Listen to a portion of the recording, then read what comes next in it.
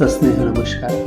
भारत समाज दर्पण, भारत कला दर्पण, भारत जीवन दर्पण प्रतिष्ठान आणि नेटवर्कमध्ये आपलं हार्दिक स्वागत आहे.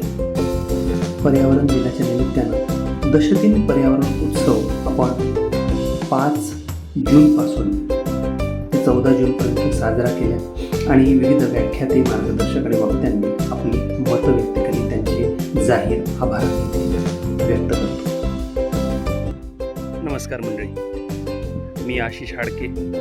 भारत कला दर्पण प्रतिष्ठानच्या वतीने आपण नुकतीच जागतिक पर्यावरण दिनानिमित्त दशदिन पर्यावरण प्रबोधन उत्सव 2026चं आयोजन केलं होतं आणि ही पूर्ण व्याख्यानमाला 10 दिवस आपण चालवली. यामध्ये सन्माननीय वसंतराव पाटील यांच्यापासून तर मंजुताई ठाकरे यांच्यापर्यंत सर्व स्त्री पुरुष हे अनुभवी जे व्यक्तिमत्व आहेत, ज्यांनी आपल्याशी संवाद साधला. त्यांच्या संभाषण आणि वक्तव्याद्वारे एक नवीन काहीतरी संदेश प्रत्येकानेच दिला आणि प्रत्येकाची जी शैली होती ती वेगळी होती, कारण त्यांचा अनुभव, त्यांचं ज्ञान आणि त्यांचं जे एक्सपोजर आहे पर्यावरण फील्डमध्ये, बेसिकली सृष्टी म्हणा, प्रकृती म्हणा किंवा हा निसर्ग म्हणा, या निसर्गाच्या सान्निध्यात ते राहिले, जगले आणि आत्ता त्याच्यात कार्यरत आहेत. जे काही खारीचा वाटा ज्याला आपण म्हणतो, फुलाची पाकळी ते करत आहेत. पण हे योगदान आम्हा सर्वांनाच अशा प्रकारे करायचं, कारण आता पुढल्या वर्षी जेव्हा 5 जून पर्यावरण दिन 2027चा येईल, त्यावेळी आपल्याला हे वक्तव्य अगदी ग्राउंड लेवलला, रूट लेवलला आपल्याला एक्झिक्यूट करायचे आहे. ते काम करायचं आहे. फक्त बोलल्याने, व्याख्यान देण्याने किंवा ऐकण्याने होणार नाही, तर पर्यावरणाच्या संरक्षणासाठी, संवर्धनासाठी आणि संगोपनासाठी आम्हाला सर्वांना, लहानापासून तो थोरांपर्यंत, मोठ्यांपर्यंत प्रत्येकाला काम करायचं आहे. गव्हर्नमेंटच्या पॉलिसीज, पब्लिक सेक्टरमध्ये काय होतं आहे किंवा त्यांना आपण किती फॉलो करत आहे, याहीपेक्षा महत्त्वाचं म्हणजे एक साधं झाड लावण्यापासून, ते जगवण्यापासून, त्याचं संगोपन करण्यापासून, प्राणीमात्रांना मदत करण्यापासून, जसं आता आमच्या काही वक्तव्यांमध्ये व्याख्यान त्यांनी सांगितलं की चिवताई, खारुताई, काऊदादा किंवा जंगलात राहणारे प्राणी पक्षी हे पर्यावरणाच्या सायकलचे, या शास्त्राचे, बेसिकली पर्यावरण शास्त्राचे घटक आहेत. त्याच्यामुळे त्यांना सुद्धा जपणं गरजेचं आहे. काही जणांनी प्लॅस्टिकबद्दल सांगितलं की ते प्लॅस्टिकचा यूज आपल्याला करायचा नाही आहे, त्याचं कसं त्याला रिमूव्ह करता येईल त्यासाठी प्रयत्न करायचे. नवीन पिढीला आपल्याला एक नवीन संदेश द्यायचा आहे. ओला कचरा, सुका कचरा याचं नियोजन योग्य पद्धतीने, जसं गव्हर्नमेंटचे काही आपल्याला नियमावली मिळते, तर त्याचं स्ट्रिक्टली फॉलो करायचं आहे. मित्रांनो, पर्यावरणाची ही जी व्यवस्था आहे ती तुमच्या आमच्यामध्ये आहे, पण पर्यावरण हे आपल्यासाठी आहे. सृष्टी, निसर्ग, प्रकृती, जीव, जंतू, प्राणी, पक्षी, वृक्ष, वेली हे आपल्यासाठी आहेत आणि आपण त्यांच्यासाठी. ही पूरक व्यवस्था आहे, गिव्ह अँड टेकची व्यवस्था आहे. पण तापमानाकडे जर बघितलं, जसं आमच्या व्याख्यात्यांनी सांगितलं, तर ते 2022 नंतर आणखी रेज होताना दिसतं. त्याची कारणं भरपूर आहेत.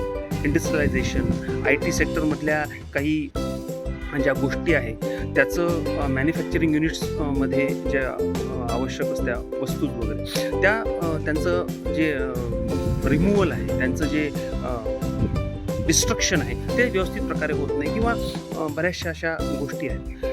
पण तुमची आमची जी एक जबाबदारी आहे, नैतिक जबाबदारी, कर्तव्य आहे, ते आहे झाड लावण्यापासून झाड न तोडण्यापर्यंत. म्हणजे मला जर घर बांधायचं आहे, तर त्यासाठी जर एखाद्या वेळेस मला 2 झाडं तोडण्याची गरज पडत असेल परमिशन घेऊन, तर घर बांधल्यानंतर मी तिथे 4 झाडे, 5 झाडे लावली पाहिजे, ती जगवली पाहिजे, टिकवली पाहिजे, मोठी केली पाहिजे, तर तो समतोल साधला जाईल. मी या माध्यमातून या 10 लोकांशी आम्ही जुळलो. हे आमचे मित्रमंडळीच आहेत. मागच्या 5 ते 7 वर्षापासून त्यांची ओळख आहे, पण ते व्यक्त झाले, त्यांचे अनुभव त्यांनी शेअर केले, याचा खरंच आनंद आहे. आणि अगदी सर्वसाधारण, सरळ साध्या शैलीमध्ये, नॅचरल वेमध्ये ते व्यक्त झाले. तर मी आमचे मित्र वसंतराव पाटील आणि यासोबतच सन्माननीय ताई अर्चनाताई बारपे, आमचे वरिष्ठ मित्र आणि मार्गदर्शक भोजराजी काळे सर, सोबतच मिलिंद तट्टे सर, डॉक्टर स्मिता साठे मॅडम, माझा विद्यार्थी ॲडव्होकेट सौरव गोळधे, शिवमती मंजुताई ठाकरे, धनश्री सांस्कृतिक प्रतिष्ठानच्या, त्यानंतर पल्लवीताई यादगिरे वैद्य, त्यानंतर आमचे मित्र श्रीकृष्ण पखाले, आणि या सर्वांसोबत आमच्या आईसाहेब रंजनाताई हाडके यांचे मी मनस्वी आभार व्यक्त करतो. यासोबतच जेवढे लोक नोनली अननोनली टेक्निकल टीम आमची, या सगळ्या एडिटिंग टीम, त्याच्यानंतर टेलिकास्ट करणारी टीम, या सगळ्यांच्या माध्यमातून भारत कला दर्पण प्रतिष्ठान आणि महाराष्ट्र कला दर्पण न्यूज नेटवर्क यांनी आम्हाला जो सपोर्ट केला, यांच्या टीमनी, बेसिकली टीम जरी माझी असली पण लोकांचा सपोर्ट या अशा बाबींमध्ये, या अशा उपक्रम कार्यक्रमांमध्ये फार आवश्यक असतो. ऑनलाईन प्रत्येकजण आज यूट्यूबवर, फेसबुकवर आणि इंस्टाग्राम किंवा या लिंक्डइनच्या माध्यमातून जुळलेला आहे, आणि म्हणूनच हा ऑनलाईन प्रयोग आपण याच्यासाठी केला की तुम्ही प्रत्यक्ष जी कृती तुम्हाला करायची आहे ती तुम्हाला यूट्यूब या चॅनलच्या माध्यमातून, भारत कला दर्पणच्या माध्यमातून, महाराष्ट्र कला दर्पण आणि जीवन दर्पण न्यूज नेटवर्कच्या माध्यमातून कळते. तर ह्या अनुभवी लोकांचे जे अनुभव आहेत, ज्ञान आहे, तुमच्यापर्यंत जी माहिती ते पोहोचवत आहेत, त्याचा खरंच तुम्ही उपयोग करायला पाहिजे. तुमच्या संस्था, संघटना, ग्रुप जे आहे, बरेचसे कल्चरल म्युझिकल ग्रुप्स आहेत, ते याच्यामध्ये बराच योगदान देऊ शकतात. कारण एन्व्हायरमेंट फ्रेंडली जर ॲटमॉस्फिअर राहील तर सगळेजण सुखी राहतील, आनंदी राहतील, आणि एक नवचैतन्य जगाच्या पाठीवर निर्माण होईल. आपण आपल्या लोकल व्यवस्थेपुरता, शहरापुरता, आपल्या राज्यापुरता, आपल्या देशापुरता जरी विचार केला तरीसुद्धा पर्यावरणाचा जो ऱ्हास होतो तो आपण थांबवणं खरंच गरजेचं आहे.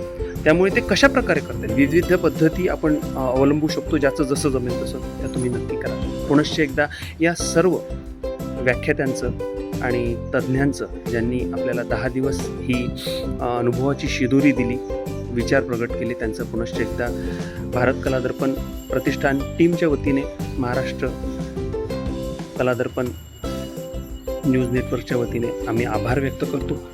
आणि आपल्या परीनं पर्यावरणाचं, सृष्टीचं, निसर्गाचं संवर्धन, संरक्षण आणि संगोपन आपण सर्वांनी मिळून सदैव रोज करत राहावं, हीच इथे माफक अपेक्षा व्यक्त करतो.